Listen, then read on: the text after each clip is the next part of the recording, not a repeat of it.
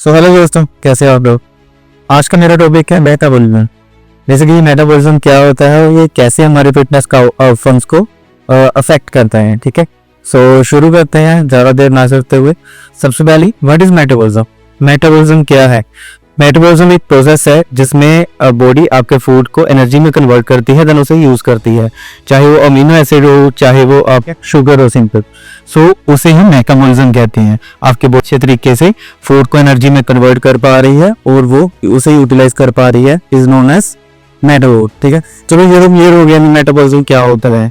सो हम आगे आ जाते हैं how boost it naturally. Basically हम इसे बूस्ट कैसे करेंगे। ठीक है, ये टर्म्स तो ज्यादा से बदले सुनी नहीं होगी। दी मेटाबॉलिज्म बूस्ट करना चाहिए, मेटाबॉलिज्म स्लो है, इसे बूस्ट अप कैसे करना चाहिए। सो ये मैं आपको आगे बताता हूँ इसे बूस्ट कैसे करना है, कुछ और चीजों को जानने के बाद। ये बेसिकली हमारा डायरेक्टली लिंक्ड होता है कुछ हार्मोन्स के साथ जो इसे इन्फ्लुएंस करते हैं। जैसे सबसे पहले T3 and T4 जो हमारे थायराइड हार्मोन्स होते हैं, इनका काम ही होता है हमारे मेटाबॉलिज्म मैनेज करना। फास्ट मेटाबॉलिज्म मींस आपकी बॉडी को ज्यादा कैलोरीज की नीड है to maintain that activity level.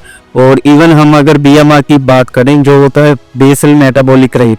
ठीक है, बेसल मेटाबॉलिक रेट क्या रिप्रेजेंट करता है, आपकी बॉडी बिना कोई एक्टिविटी किए अगर आप बैठे भी हो, आपके जो इंटरनल ऑर्गन्स है, जो प्रोसेस आपके अंदर चल रहे हैं, उसके लिए जो एनर्जी की रिक्वायरमेंट है वो फुलफिल करने के लिए कितनी कैलोरीज की नीड पड़े, कहते हैं BMR। ठीक है, so basically T3 and T4 करते हैं आपके मेटाबॉलिज्म को मैनेज करते हैं। ठीक है, आपकी बॉडी किस तरीके से एनर्जी को यूज कर रही है। ठीक है, अगर फास्ट मेटाबॉलिज्म है मींस आपकी बॉडी को ज्यादा एनर्जी की रिक्वायरमेंट है जब आप बैठी हो तब। ऑन द अदर हैंड जब मैं बात करूं जो आपका मेटाबॉलिज्म स्लो होता है तो उसे हम कह देते हैं उसकी बॉडी को बेसिकली एनर्जी की कम रिक्वायरमेंट है। कुछ भी खाते हैं तो ज्यादा लग जाता है।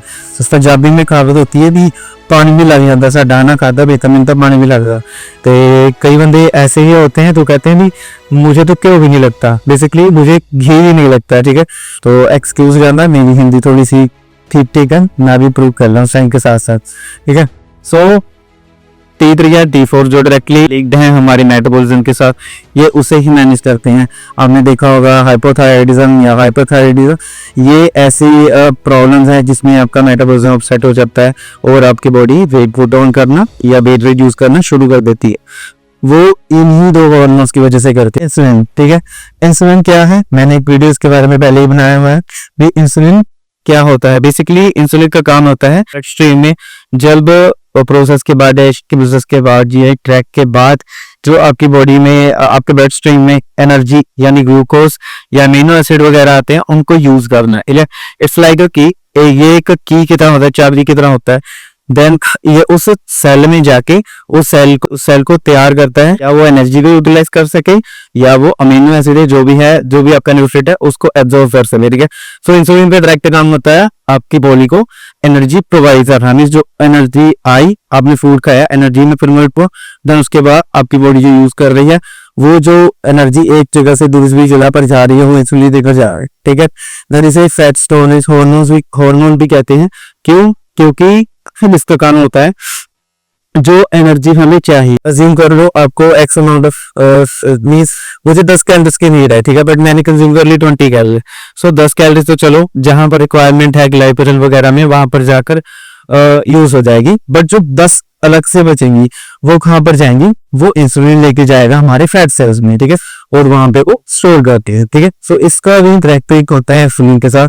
इंसुलिन सेंसिटिविटी पर मैंने एक पहले वीडियो बनाई थी जो मेरे इंस्टाग्राम पर आप देख सकते हैं। टेस्टोस्टेरोन, इसके बारे में कौन नहीं जानता, बच्चों को पता आजकल। ठीक है, सो सबसे ज्यादा सर्च किए जाने वाला कीवर्ड है या कह लो सर्च किए जाने वाली चीज है टेस्टोस्टेरोन। ठीक है, सो टेस्टोस्टेरोन में हार्मोन है, इसके काफी ज्यादा मेल कैरेक्टरिस्टिक में जरूरत होती है। जो हमारे एंड्रोजन्स होते हैं, ठीक है, एंड्रोजन्स यानी एंड्रोजन क्वालिटीज होती हैं, हमारी मैनली फीचर्स होते हैं, जैसे हमारी आवाज डीप होनी, हमारे हेयर ग्रोथ होनी, ठीक है, मसल मास कैरी करना, वो सारा कुछ टेस्टोस्टेरोन से ही टेस्टोस्टेरोन ही सबको मेनली फीचर्स को रिप्रेजेंट करता है। कोर्टिसोल क्या है, एक स्ट्रेस हार्मोन है, हमारी बॉडी में ग्लूकोज लेवल को मैनेज करने में हेल्प करता है। ठीक है, डायरेक्टली ये करूंगा ग्लूकोज को तो मैनेज इंसुलिन भी करता है, बट इसका भी काम नहीं होता है। जब आपकी बॉडी में एनर्जी नहीं है तो वो सिग्नल देता है आपकी बॉडी को कि we need energy, so then fat storage वगैरह के लिए यूज होता है। अगर ये क्रोनिकली एलिवेटेड रहे, यानी ज्यादा लाइन तक एलिवेटेड रहे, तो ये प्रॉब्लमेटिक होता है हमारे लिए, ठीक। इसे स्ट्रेस हार्मोन भी आते हैं। तो T3 and T4 basically thyroid hormone जो है वो आपके मेटाबॉलिज्म को मैनेज करते हैं। इंसुलिन आपने जो खाया वो उसको यूटिलाइज करने में हेल्प करता है। टेस्टोस्टेरोन जितनी अच्छी अमाउंट में आपकी बॉडी में प्रेजेंट होगा, आपके ब्लड में प्रेजेंट होगा, आपका मेटाबॉलिज्म उतना क्लियर होगा, क्योंकि मसल मास भी आप उतना ज्यादा कैरी करोगे। Muscle mass means more calories. कैसे? क्योंकि जो मसल मास है ना वो लाइव मास हो, ठीक है, उसको रिक्वायरमेंट होती है कैलोरीज की, एनर्जी दी।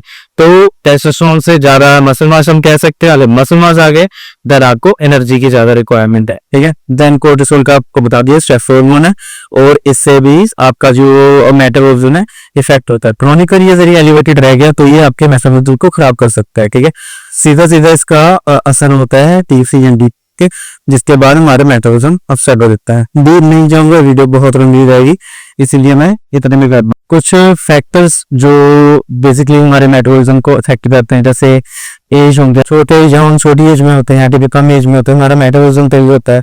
सो आपने देखा भी होगा छोटे बच्चों को जो थोड़ा बहुत ही एक्टिविटी करते हैं वो बहुत जल्दी मतले हो जाते हैं या जैसा भी होता है, क्योंकि ग्रोइंग एज होती है, उस टाइम तो बॉडी का एनर्जी की रिक्वायरमेंट होती है, न्यूट्रिएंट्स की रिक्वायरमेंट होती है। सो एज भी एक ऐसा फैक्टर है, जैसे जैसे हम ग्रो करते जाते हैं हमारी कैलोरी लेवल ड्रॉप होती जाती है विद द टाइम। हाँ, एक्सेप्शंस हैं, जो मसल ट्रेनिंग या एथलीट्स हैं उनकी रिक्वायरमेंट बढ़ती भी है या स्टेबल भी रहती है, बट इन नॉर्मल बंदे की बात करूं तो वो एज के साथ कम होती है। जेंडर, जैसे मैंने आपको बताया, टेस्टोस्टेरोन एक ऐसा फैक्टर है जो डिफाइन करता है मसल मास को, ठीक है, मसल मास और मैनली फीचर्स को, ठीक है। मेन भी मोर एनर्जी रिक्वायरमेंट्स, ठीक है। सो जेंडर भी एक ऐसी चीज है जिससे हम जो कैलोरी रिक्वायरमेंट है अलग होती है। जैसे मैं कह लो एक फीमेल और एक मेल दोनों सेम हाइट एंड वेट के हैं, सो जो फीमेल है उसको कम कैलोरीज की रिक्वायरमेंट होगी और जो मेल है उसको ज्यादा कैलोरीज की रिक्वायरमेंट होगी, ठीक है। दैट मसल मास सेम, जैसे मैंने बताया लाइव मास होता है, इससे ज्यादा एनर्जी रिक्वायरमेंट होती है। एक्टिविटी लेवल हो गया आपका, आपके एक्टिविटी लेवल किस हिसाब से, उस हिसाब से आपका मेटाबॉलिज्म भी चेंज होता जाता है।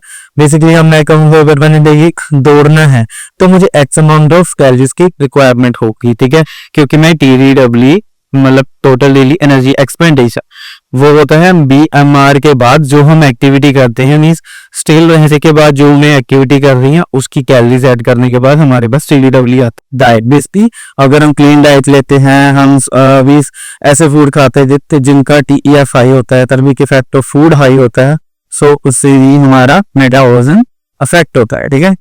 देन उसके बाद आ जाते हैं इसे बूस्ट करना तो पैसे करेंगे, ठीक है। बूस्ट करने के लिए बहुत सिंपल सा तरीका होता है, हमने रेजिस्टेंस ट्रेनिंग करनी है, यानी वेट ट्रेनिंग करोगे तो आपकी बॉडी में मसल मास ऐड होगा, प्लस आप एक्टिविटी भी कर रहे हो जिसके साथ आपको एक्स्ट्रा कैलोरीज की रिक्वायरमेंट होगी और आपका BMI ऊपर जाएगा। फॉर एग्जांपल एक बंदा कोई एक्टिविटी नहीं करता, ठीक है, और उसे 1200 कैलोरीज की रिक्वायरमेंट है, जब वो ही बंदा वर्कआउट करना शुरू करेगा, वर्कआउट में भी स्पेसिफिकली वो वेट ट्रेनिंग शुरू करेगा, धीरे धीरे उसका वेट भी बढ़ेगा और मसल मास ही बढ़ेगा, तो उसकी कैलोरी रिक्वायरमेंट बढ़ेगी, मींस उसका TDW हायर साइड भी जाएगा, ठीक है। उसके बाद आ गया नॉन एक्सरसाइज एक्टिविटी थर्मोजेनेसिस, अलग से एक्टिविटी ना करके भी हम एक्टिविटी ऐड कर रहे हैं। सो बेसिकली आपने एक्सरसाइज के अलावा जब भी आप घर में होते हो या कहीं बाहर भी हो तो आपने छोटी छोटी टास्क खुद करने हैं। जैसे आपने खुद जहां आप चल के जा सकते हो, आपने चल के जाना है, आपने कोई व्हीकल वगैरह नहीं यूज करना, उस तरीके से आप छोटी छोटी एक्टिविटीज को कर सकते हो जिससे आपका वीक जो है वो अप होता है। TEF मैंने आप बता दिया, TES का मतलब क्या है, बीच बीच में जा भी आ जाती है, सो कंट्रोल कर रहा हूँ but excuse me. So TEF का मतलब क्या है, थर्मिक इफेक्ट ऑफ फूड, ठीक है। थर्मिक इफेक्ट ऑफ फूड कुछ ऐसे फूड्स जिनका थर्मिक इफेक्ट मींस उनको डाइजेस्ट करने के लिए एनर्जी की ज्यादा रिक्वायरमेंट होती है। बेसिकली ये प्रोटीन रिच या लो ग्लाइसेमिक इंडेक्स वाले फूड होते हैं जिन्हें हमें पचाने के लिए 20% या 30% या 10% एक्स्ट्रा एनर्जी की रिक्वायरमेंट होती है, ठीक है। सो TEF ऐसे हमारे मेटाबॉलिज्म को प्लस करता है। कैलोरीज की रिक्वायरमेंट थी वो हमने कंज्यूम कर ली, दैट अगर हमने उसमें हाई TEF वाला फूड ऐड किया जिसका थर्मिक इफेक्ट जा रहा है, मीन्स जब उसे हम खा रहे हैं उसे पचाने के लिए हमें ज्यादा कैलोरीज की नीड है, तो हमारे जो मेटाबॉलिज्म है उसमें एक बढ़ोतरी होती है या पंजाबी का वादा होता है। That recovery is most important thing and relate directly to body. So how, क्योंकि रिकवरी असली हमारे कोर्टिसोल लेवल को मैनेज करने में हेल्प करता है एंड हमारे इंसुलिन लेवल, टेस्टोस्टेरोन लेवल, ये हमारे पूरे ही एंडोक्राइन सिस्टम को मैनेज करने में हेल्प करता है। एंडोक्राइन सिस्टम मींस हमारे हार्मोन से रिलेटेड सारे ग्लैंड्स, ठीक है। तो हार्मोन रेगुलेशन है वो अच्छे तरीके से होता है। अगर आप रिकवरी नहीं करोगे, कोर्टिसोल लेवल बढ़ेगा, कोर्टिसोल लेवल बढ़ेगा तो आपकी इंसुलिन रेजिस्टेंस हो जाएगी, इंसुलिन रेजिस्टेंस हो जाएगी तो उससे आपकी रिकवरी डिफर होगी, रिकवरी डिफर होने के बाद आपका टेस्टोस्टेरोन सप्रेशन होगा। ये साइकिल चलता रहेगा और आपको अपसेट करेगा। जब टेस्टोस्टेरोन सप्रेशन होगा फिर उसमें T3 T4 भी अफेक्ट होंगे नेगेटिवली, ठीक है। सो आपने ऐसा नहीं करना है। Recovery and swing are top most priorities, आपको इनका ध्यान रखना नहीं पड़ेगा। आज खत्म करूंगा इसमें नॉन क्विक फिक्सेस, मींस अगर आप क्विक फिक्सेस करते हैं जैसे पिल्स या आपने कुछ सप्लीमेंटेशन वगैरह कुछ यूज कर रहे हो, हाँ एक हद तक जब वो आप रेवोल्यूशन में यूज करते हो, तरीके से यूज करते हो तो ठीक है, बट लॉन्ग टर्म में वो आपका परमानेंट फिक्स नहीं हो सकता, वो टेम्परेरी फिक्स ही है। डिपेंडेंट होने से अच्छा है आप इन चीजों के बारे में सीखो, कैसे अपने डाइट को इंट्रोड्यूस करना है, कैसे अपनी रिकवरी को अच्छे तरीके से देखना है। जब आप इन 4-5 चीजों को कंबाइन कर दोगे तो आप एक सस्टेनेबल एंड गुड रिजल्ट ले सकते हो जो आपके लिए हमेशा काम करेगा, ठीक है। लॉन्ग टर्म में आपकी हेल्थ को भी अच्छा रखेगा और आपके रिजल्ट भी अचीव करने में हेल्प करेगा, ठीक है। सो ये वीडियो थी हमारी।